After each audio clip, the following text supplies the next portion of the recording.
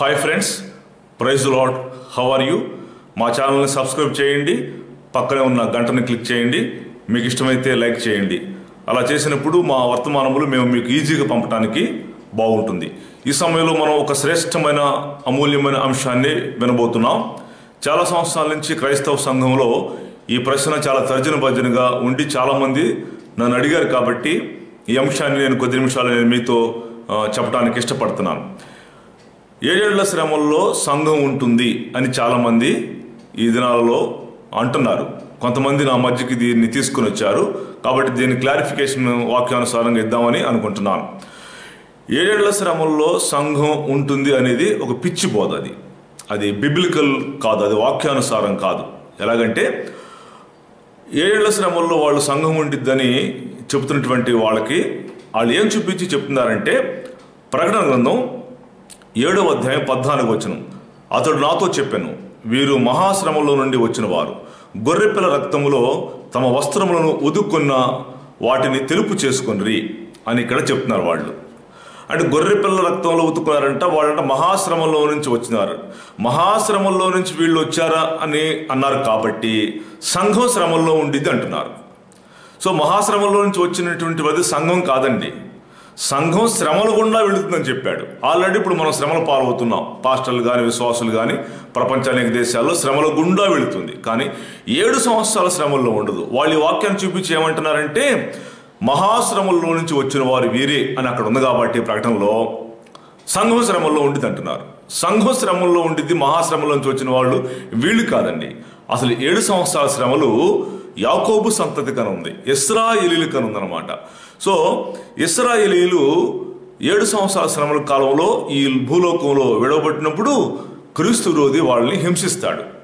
ఒకటి.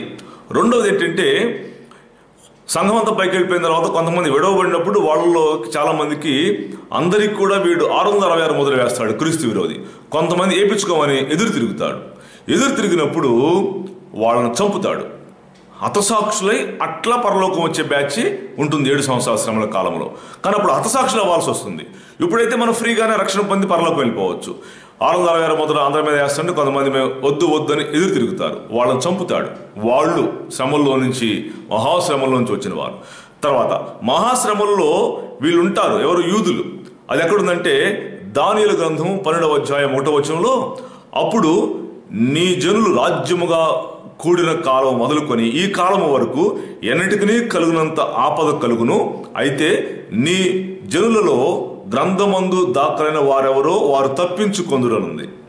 గ్రంథమందు దాఖలైన వారంటే యూదులు, ఇశ్రాయేలీలు. వాళ్ళు ఉంటారు శ్రమల్లో. వాళ్ళు కొట్టబడి క్రీస్తు విరోధి చేత ఆ శ్రమలు పడి వస్తారు పరలోకం. వాళ్ళు మహాశ్రమల నుంచి వచ్చిన వారు. సంఘం కాదండి అది.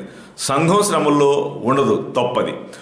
అయితే ఈ 7 ఏళ్ల శ్రమల్లో ఎవరికని బైబిల్ చెప్తుందంటే, ఇర్మియా గ్రంథం 30వ అధ్యాయం 7వ వచనం, అయ్యో ఎంత భయంకరమైన దినము, అట్టి దినము మరి ఒకటి కాదు, అది యాకోబు సంతతికి ఆపద తెచ్చు దినము. ఆ దినం అంటే 7 ఏళ్ల శ్రమల్లో యాకోబు సంతతికి ఆపద తెచ్చే దినం అంట. యాకోబు సంతతి శ్రమపడింది 7 సంవత్సరాల కాలంలో. సంఘం, రక్షించబడిన సంఘం శ్రమపడదు. దేవుడు వాళ్ళు ప్రత్యేకంగా ఆయన రక్షించుకుంటాడు. అయితే ఇక్కడ మనం చూసినట్లయితే 7 సంవత్సరాల శ్రమల్లో వాళ్ళు మహాశ్రమల నుంచి వచ్చిన వాళ్ళు 7 సంవత్సరాల శ్రమల్లో పాపులు కూడా ఉంటారు. యెషయా 19:9, యెహోవా దినము వచ్చుచున్నది, దేశమును పాడు చేయుటకును పాపులను బొత్తిగా దాని నుండి నశింప చేయుటకును వచ్చుచున్నది. అది యెషయా 13వ అధ్యాయం 9 నుంచి 13వ వచనాలు చదువుకోండి మీరు. సో పాపులు ఉంటారు 7 సంవత్సరాల శ్రమల్లో, యూదులు ఉంటారు 7 సంవత్సరాల శ్రమల్లో. యాకోబు సంతతికి శ్రమ అని బైబిల్ చెప్తుంటే మీరు ఈ వాక్యాన్ని దానికి అప్లై చేసేసి మహాశ్రమంలో నుంచి వచ్చిన వారు వీరే అని ఈ వాక్యం తీసుకుని వీళ్ళు 7 సంవత్సరాల శ్రమలో సంఘం ఉంటుంది అనేటువంటి ఒక పిచ్చి బోధ చేస్తున్నారు. నేను చెప్తున్నాను చూడండి, ప్రపంచం అంతట్లో కూడా ఉన్న సంఘాలన్నీ కూడా 99% మంది నమ్మేది ఏంటండి? సంఘం శ్రమంలో ఉంటుందని నమ్ముతున్నారా? సంఘం శ్రమంలో ఉండదు, మధ్యాకాశంలోకి ఎత్తబడిద్దా అని నమ్ముతున్నారు కదా. మరి నువ్వేంటి సంఘం శ్రమంలో ఉండిద్దని నువ్వు ఒక్కడో బోధ చేస్తే వింటారా? అదేంటండి, వాళ్ళు చెబితే సరిపోయిద్దా? వాక్యంలో ఉండాలి అన్నారు కదా, అందుకే నేను మీకు ఇప్పుడు వాక్యం నుంచి తీసి చూపించాను. సంఘం శ్రమల్లో ఉండదు, ఎవరుంటారు సంఘంలో అనేటువంటి ఆ శ్రమల్లో ఎవరుంటారు అనేది మనం ఇప్పుడు చూసాం. 99% మంది ప్రపంచంలో సంఘాలు క్రైస్తవులు నమ్మేది సంఘం శ్రమంలో ఉండదని. వాళ్ళు నమ్ముతున్నారని చెప్పేసి నేను నమ్మని చెప్పట్లా. అప్పుడు వాక్యంలో నుంచి నేను తీసి చూపించాను. యాకోబు సంతతికి శ్రమ, అది సంఘం శ్రమల్లో ఉండదు. అయితే సంఘం శ్రమల్లో ఉండదని ఇంకొన్ని వాక్యాలు మనం చూద్దామండి. తెస్సలోనికీయులకు రాసిన మొదటి పత్రిక 4వ అధ్యాయము 16-17 వచనాల్లో అప్పటికే సంఘం మధ్యాకాశంలోకి వెళ్ళిపోయింది. ఆర్భాటంతో ప్రధానంతో శబ్దంతో దేవుని పొరతో ప్రభు వచ్చినప్పుడు క్రీస్తునందు మృతులైన వారు మొట్టమొదటి లేస్తారు. ఆ పైన సజీవులంగా ఉండేటువంటి మనం వెళ్ళిపోతాం కదా. ఆల్రెడీ సంఘం ర్యాప్చర్ అయ్యి మధ్యాకాశంలోకి వెళ్ళిపోయింది. 7 ఏళ్ల శ్రమల్లో లేదు అక్కడ. అపోస్తుల కార్యము 20-28 వచనంలో ఇంకొక మాట ఉందండి. ఇక్కడ దేవుడు స్వరక్తం ఇచ్చి సంపాదించిన సంఘం ఉంది. ఇక్కడ ఆ మాట ఉంది. స్వరక్తం ఇచ్చి సంపాదించింది సంఘాన్ని 7 సంవత్సరాల శ్రమల పాలు చేయటానిక? ఆయన స్వరక్తం ఇచ్చి సంపాదించాయంట. మరి సంఘాన్ని శ్రమల పాలు చేయటానికి కాదు. అట్లయితే అనిలకి మనకి తేడా ఉంటుంది. ఇంకా మనం కూడా 7 సంవత్సరాల శ్రమల్లో ఉంటే అనిలకి మనకి తేడా లేదు కదండి. సో ఇది బిబ్లికల్ కాదు. యెషయా గ్రంథం 19:9లో 7 ఏళ్లలో భూమిపై పాపులు ఉంటారని ఉంది. పాపులు ఉంటారు, సంఘం ఉండదు. తర్వాత ప్రకటన 3:10లో లోకం మీదకి రాబో శ్రమ నుండి నిన్ను కాపాడుతాను అనుంది. మనల్ని కాపాడుతానంట ప్రభు.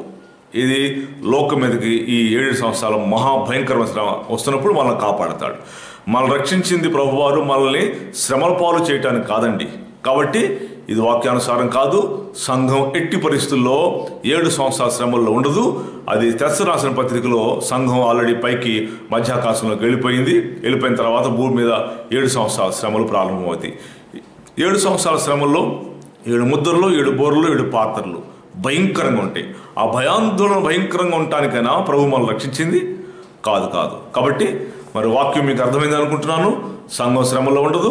మరి ఇంకా మీరు ఏమన్నా ప్రూఫ్ నాతో మాట్లాడాలనుకుంటే సంఘం ఇక్కడే ఉంటుంది అని మీరు ఏదన్నా వాక్యం చూపించిస్తే నాకు చూపించవచ్చు. అది వాక్యానుసారంగా ఉండాలి, బిబ్లికల్గా ఉండాలి. ఈ దినాల్లో సేవకులు ఒక వాక్యాన్ని తీసుకెళ్ళి ఇంకొక వాక్యానికి అప్లై చేస్తున్నారండి. ఏ వాక్యాన్ని తీసుకెళ్ళి ఏ వాక్యానికి అటాచ్ చేయాలో అప్లై చేయాలో చేయట్లా. వాళ్ళకి ఇష్టం వచ్చినట్టుగా దాన్ని అప్లై చేసేసి మేము చెప్పింది కరెక్ట్ అంటున్నారు. ఇప్పుడు నేను చూపించాను కదా, సంఘం శ్రమల్లో ఉండదు, మధ్యాకాశంలో ఉంటుంది. Praise Lord. మరొక అంశంతో మళ్ళీ కలుద్దాం.